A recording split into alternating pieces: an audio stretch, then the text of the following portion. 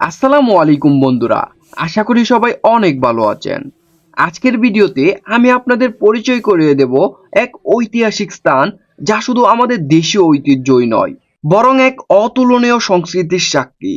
আর এটি অবস্থিত কিশোরগঞ্জের হোসেনপুরে। এটি যে কিশোরগঞ্জের মানুষের জন্য কত গুরুত্বপূর্ণ এবং গর্বের বিষয়, তা হয়তো কিশোরগঞ্জের অনেকেই জানে না। তো আজকের ভিডিওতে আপনারা সেই ঐতিহাসিক জায়গাটি দেখতে পাবেন এবং জানতে পারবেন অনেক অজানা তথ্য। আর তাই ভিডিওটি একটুও স্কিপ না করে শুরু থেকে শেষ পর্যন্ত দেখতে থাকুন। আমরা সেই ঐতিহাসিক জায়গাটিতে যাওয়ার জন্য যাত্রার সহজ মাধ্যম হিসাবে ট্রেনকেই বেছে নেই। আর এজন্যই প্রথমে চলে আসি মানিকখালী রেলওয়ে স্টেশনে।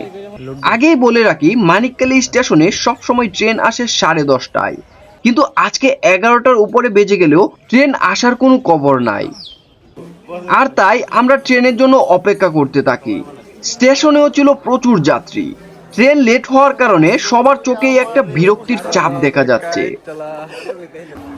আর এভাবেই অপেক্ষা করতে করতে প্রায় 11:30টার দিকে দূর থেকে ট্রেনের লোকোমোটিভটা দেখে বোঝা যায় যে ট্রেন অবশেষে মানিকখালী স্টেশনে ঢুকতে চলেছে।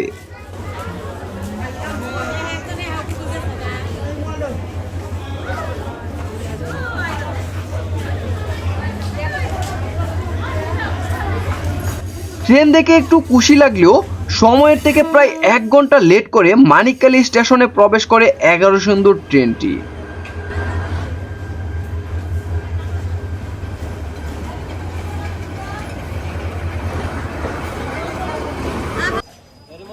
এরপর সবাই মিলে সামনের দিকে চলে যায় একটি ফাঁকা জায়গা দেখে ট্রেনে ওঠার জন্য।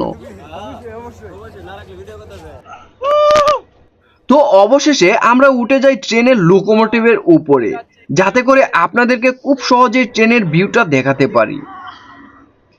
ট্রেনের লোকোমোটিভে এটি আমার দ্বিতীয়বারের মতো ওঠা। ট্রেনের লোকোমোটিভে উঠে বেশ ভালোই লাগছিল, কারণ সবকিছু খোলামেলা এবং প্রাকৃতিক সৌন্দর্যগুলো উপভোগ করা যাচ্ছিল খুব কাছ থেকেই। তবে এর মধ্যে একটা বেশ বিরক্তিকর ব্যাপারও ছিল। সেটি হলো ইঞ্জিন থেকে বের হওয়া গরম বাতাস, যা খুবই বিরক্তিকর এবং অসহ্যকর ছিল। অনেকেই ছাদের উপরে উঠে বসেছিল, আর ছাদের ভিউটা ছিল দেখার মতো।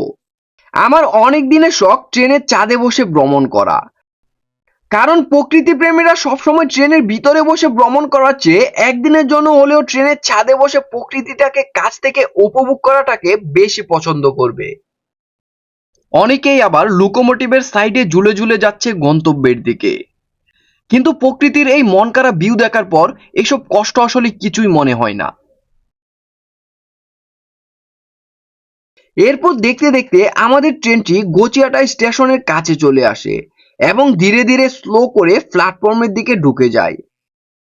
ওইদিকে 2 নম্বর লাইনে দাঁড়িয়ে আছে নাসিরাবাদ এক্সপ্রেস ট্রেন। দুইটি ট্রেনের ক্রসিং আর অসাধারণ প্রাকৃতিক সৌন্দর্য সত্যিই দেখার মতো ছিল। মানিকখালী স্টেশন থেকে গচিয়াটা পর্যন্ত আসতে আমাদের সময় লাগে প্রায় 10 মিনিট। আর গচিয়াটা স্টেশনের পরের স্টেশনই হচ্ছে কিশোরগঞ্জ স্টেশন। আমরা ট্রেনে করে কিশোরগঞ্জ পর্যন্ত চলে যাব, এরপর বাকি রাস্তা অটো অথবা রিক্সা দিয়ে।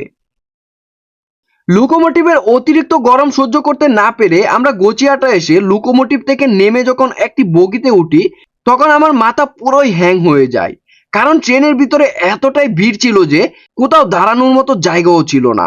এটি দেখার পর মনে হচ্ছিল আমার জন্য লোকোমোটিভে করে যাওয়াটাই ভালো ছিল। এরপর একটু সামনে যেতেই ট্রেনের চাকার হাওয়া চলে যায়। ট্রেনের ইঞ্জিনের হাওয়া লিক হয়ে যায়, যার কারণে ট্রেনের অর্ধেক 1 নম্বর লাইনে আর বাকি অর্ধেক সিঙ্গেল লাইনে থাকা অবস্থায় ট্রেনটি অনেকক্ষণ দাঁড়িয়ে থাকে। এটি দেখার জন্য অনেক মানুষ ট্রেন থেকে নিচে নেমে যায়, কিন্তু কোনো হর্ন না দিয়েই হঠাৎ ট্রেনটি ছেড়ে দেয়, যার কারণে ট্রেনে ওঠার জন্য মানুষের হুড়োহুড়ি লেগে যায়। তো এরপর অনেকক্ষণ দাঁড়িয়ে থেকে অবশেষে ট্রেনটি কিশোরগঞ্জের উদ্দেশ্যে রওনা দেয়। গচিয়াটা ঢোকার পর সব মিলিয়ে প্রায় 20 মিনিট সময় গচিয়াটাতেই অবস্থান করে ট্রেনটি। তো যাই হোক, ট্রেনের দরজার মুখে দাঁড়িয়ে অপরূপ প্রাকৃতিক দৃশ্য উপভোগ করতে করতে চলছি কিশোরগঞ্জের উদ্দেশ্যে। ট্রেনে থেকে গ্রামের হাওর বাউর কাল বিল দেখতে খুবই মনোমুগ্ধকর লাগছিল। কিন্তু আমাদের এই সুখ বেশিক্ষণ সয় না। কিছু দূর যেতেই আবারও ট্রেনের সমস্যার কারণে আমাদের 11 সুন্দর ট্রেনটি দাঁড়িয়ে যায় কিশোরগঞ্জের স্টেশন থেকে অনেকটা আগে। যার কারণে এবার আর অপেক্ষা না করে ট্রেন থেকে নেমে হাঁটা শুরু করে দেই মেইন রোডের উদ্দেশ্যে। সেখান থেকে অটো দিয়ে চলে যাব বটতলা পর্যন্ত। অলরেডি আমাদের ট্রেন প্রায় 1 ঘন্টা 16 মিনিট লেট। প্রথমেই মানিকখালী স্টেশনে আসে অনেকটা লেট করে।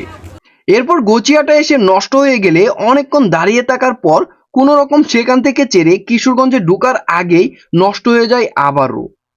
ট্রেনের এই করুণ অবস্থা দেখে আফসোস করা ছাড়া আর কিছুই করার ছিল না। কারণ এই 11 সুন্দর ট্রেনটি বহু আগে থেকে এমন কোনো রকম ভাবে চলছে। তো যাই হোক, অনেকক্ষণ হাঁটার পর আমরা একটি অটো নিয়ে রওনা দেই বটতলার উদ্দেশ্যে। অটো দিয়ে কিছুক্ষণ যাওয়ার পর দেখতে পাই আবারও ট্রেনটি সুস্থ হয়ে কিশোরগঞ্জ স্টেশনের দিকে যাওয়া শুরু করে। অটো দিয়ে কিছুক্ষণ যাওয়ার পর দেখি শহরের অবস্থাও খুবই বাজে, কারণ সব দিকে প্রচুর জ্যাম। এই প্রচন্ড রোদে জ্যামে বসে থাকা খুবই অসহ্যকর ব্যাপার ছিল। এই হচ্ছে কিশোরগঞ্জের সেই বিখ্যাত পাগলা মসজিদ। এর পাশের রাস্তা দিয়েই যাচ্ছি আমাদের গন্তব্যে। আপনারা হয়তো এতক্ষণে অনেকে বুঝে গেছেন আমরা আসলে কোথায় যাচ্ছি।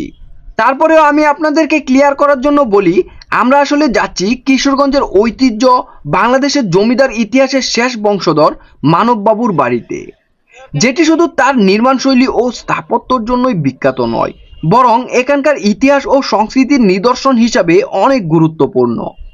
আর এই ঐতিহ্যবাহী বাড়িটি কিশোরগঞ্জের হোসেনপুর থানার গাঙ্গাটিয়ায় অবস্থিত। তো দীর্ঘ পথ পাড়ি দেওয়ার পর অবশেষে আমরা এসে পৌঁছালাম মানববাবুর বাড়ির সামনে। এই পুকুরটা পার হলেই চলে যাব একেবারে জমিদার বাড়ির গেটের সামনে। আর এই বড় পুকুরটাও জমিদার বাড়িরই একটি অংশ।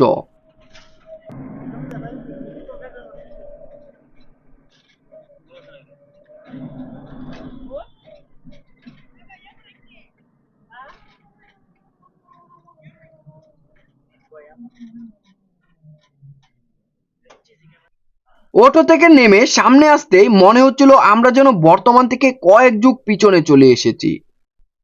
প্রাচীন এই রাজকীয় গেট তখনকার জমিদারদের এক জীবন্ত প্রতীক হিসাবে দাঁড়িয়ে আছে, যা দেখলেই কেমন যেন সিনেমায় দেখা রাজা বাদশাহদের আমলের কথা মনে পড়ে যায়। গেটের মধ্যে বিভিন্ন চিত্র অঙ্কন এবং বাহির থেকে আনা দামি দামি টাইলস গুলো দেখলেই বোঝা যায় তখনকার জমিদাররাও কতটা শৌখিন ছিল।